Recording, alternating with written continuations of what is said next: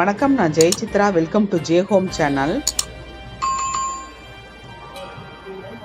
இன்னைக்கு சமைக்கிறதுக்கு எதுவுமே காய்கறிகள் இல்லைன்னு நீங்கள் யோசிச்சா கூட வெறும் அரை மூடி தேங்காயை வச்சு நம்ம சூப்பரான பிரமாதமான ஒரு தேங்காய் துவையல் எப்படி அரைச்சி சாப்பிட்றதுன்னு இன்னைக்கு இந்த வீடியோவில் பார்க்கலாங்க. இந்த துவையலுக்கு ஒயிட் ரைஸோட 2 அப்பளத்தையும் மிளகு ரசத்தையும் சேர்த்து பண்ணிட்டோம்னா போதுங்க, மத்தியானம் அருமையான லஞ்ச் ரெடி ஆகிடுங்க. வாங்க துவையல் எப்படி செய்கிறதுன்னு பார்க்கலாங்க. இப்போ அரை மூடியை நான் இந்த மாதிரி பல்லாக எடுத்து வச்சுருக்கிறேங்க, கீரி எடுத்து வச்சுருக்கிறேன். அது கூடவே ஒரு 6-7 சின்ன வெங்காயம், தேவையான அளவுக்கு பச்சை மிளகாய், 1 ஸ்பூன் கொத்தமல்லி, 1 ஸ்பூன் ஜீரகம், 2 ஸ்பூன் அளவுக்கு கடலைப்பருப்பு, ஒரு சின்ன துண்டு புளிங்க, 1 ஸ்பூன் அளவுக்கு வெங்காய வடகுங்க.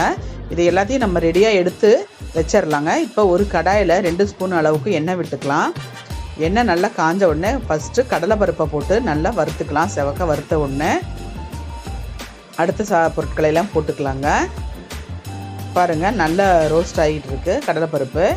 அடுப்பை சிம்லையே வச்சுக்கலாங்க. இப்போ ஜீரகத்தை சேர்த்துக்கலாம்.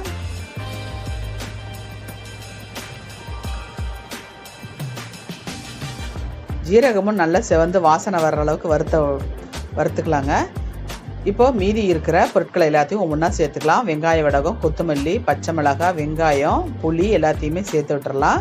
இதை நல்லா வறுக்கலாம். வாசனை வர்ற அளவுக்கு வறுத்துக்கலாங்க. அடுப்பை சிம்லேயே வச்சுக்கலாங்க.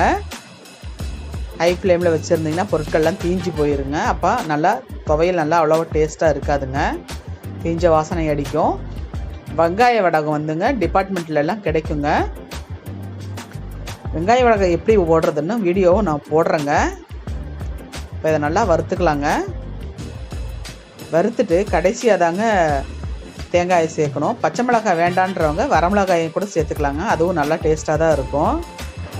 துவையில் அரைச்சிட்டு ஒரு சொட்டு நெய் விட்டு தேங்காய் துவையலோட சுடுசாதத்தில் போட்டு சாப்பிட்றப்ப பிரமாதமாக இருக்குங்க.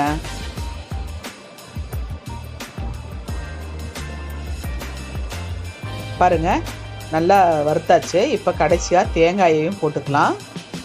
தேங்காயை போட்டுட்டு ரொம்ப நேரம் வறுக்கக்கூடாதுங்க. கூடவே தேவையான அளவுக்கு உப்பையும் சேர்த்துட்டு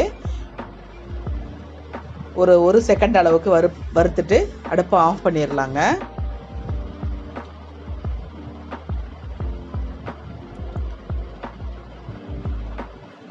அவ்வளோதாங்க, எல்லா பொருட்களும் தேங்காயோட மிக்ஸ் ஆயிடுச்சு. இப்போ அடுப்பை ஆஃப் பண்ணி விட்டுறலாம்.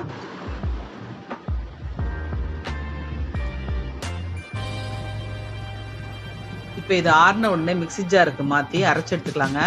இதை இல்லைன்னா அம்மிக்கல்லில் வச்சு அரைக்கலாங்க. இல்லைன்னா செக்கு இருந்ததுன்னா அதிலையும் போட்டு ஆட்டி எடுத்துக்கலாங்க. சூப்பராக இருக்குங்க. மிக்சியில் அரைக்கிறத விட ஆட்டுக்கல்லில் ஆட்டினோம்னா அருமையாக இருக்குங்க. பாருங்கள், மிக்ஸி ஜாருக்கு மாற்றியாச்சு. இதை நான் அரைச்சி எடுத்துக்க போகிறேன். அரைக்கிறப்பயே தேவையான அளவுக்கு தண்ணி விட்டு அரைச்சி எடுத்துக்கணும். பாருங்கள், இந்த அளவுக்கு. மறுபடியும் எக்ஸ்ட்ராவாக மிக்ஸி ஜார்லேருந்து தண்ணியை விட்டு அலசிட்டு விடக்கூடாதுங்க.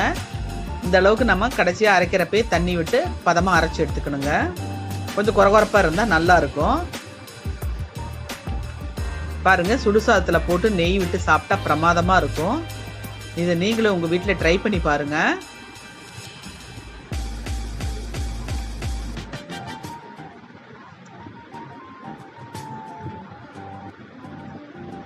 பார்க்கவே எவ்வளோ பிரமாதமாக இருக்குது பாருங்கள். இது மாதிரி நீங்களும் உங்கள் வீட்டில் ட்ரை பண்ணி பாருங்கள்.